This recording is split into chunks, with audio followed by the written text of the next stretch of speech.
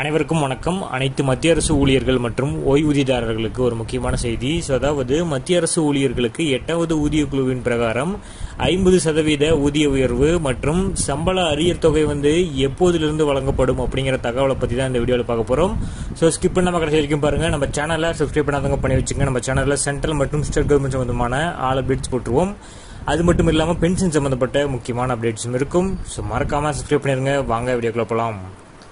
First of all பார்த்தீங்கன்னா 8வது ஊதிய குழுவிற்கான உறுப்பினர்களின் நியமனமே இன்னும் நடக்காததால் அதன் அமலாக்கத்தில் சற்று தாமதம் ஏற்படக்கூடும் என கூறப்படுகிறது.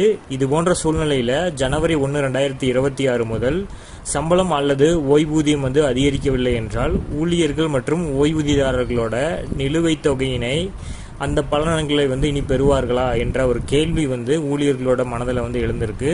அதற்கு 8வது ஊதிய குழு அமல்படுத்துவதன் மூலம் சுமார் 1 கோடிக்கும் அதிகமான மத்திய அரசு ஊழியர்கள் மற்றும் ஓய்வூதியதாரர்கள் நேரடியாக பலன்களை பெறுவார்கள்.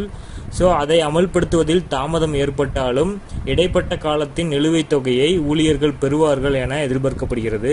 ஏனெனில் ஜனவரி 1, 2016 முதல் 7வது சம்பள கமிஷன் அமலுக்கு வந்த போதும் ஊழியர்களுக்கும் ஓய்வூதியதாரர்களுக்கும் 6 மாத நிலுவைத் தொகை வழங்கப்பட்டது. இதுவரை ஓய்வு பெறும் ஊழியர்கள் புதிய ஊதிய குழுவின் பலன்களை பெற்று வந்தனர். ஆனால் இந்த அரியர் தொகையினை பெற ஊதிய குழு அமல்படுத்தப்பட்ட தேதிக்கு பிறகு அது அமலுக்கு வரும் தேதிக்கு முன்பே அவர்கள் ஓய்வு பெற வேண்டும் என்பது நிபந்தனை. உதாரணமாக 7வது ஊதிய குழு ஜூலை 2016 முதல் அமல்படுத்தப்பட்டது. ஆனால் அது ஜனவரி 1, 2016 முதல் அமலுக்கு வந்தது. இதே போன்ற சூழ்நிலைக்கு இடையில சேவை காலம் முடிவடைந்த ஊழியர்களுக்கு புதிய ஊதிய குழுவின் கீழ் நிலுவைத் தொகை மற்றும் பிற சலுகைகள் கிடைத்தன. 8வது ஊதிய குழு அமல்படுத்தப்பட்ட பிறகு ஊழியர்களின் சம்பளம் 40 முதல் 50% வரை அதிகரிக்கும் என கூறப்படுகிறது. இந்த முறை இதற்கான பிட்மன் ஃபேக்டர் 2.28 2.86 என்ற வரம்பில் இருக்கும்.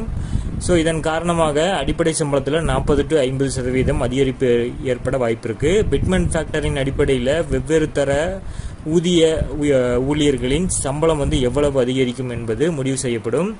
தற்போதைய சம்பளம், அதாவது அடிப்படை சம்பளம் 18,000 ரூபாய் உள்ள லெவல் 1 ஊழியர்களோட சம்பள கணக்கீடு என்னன்னு பார்த்துருவோம்.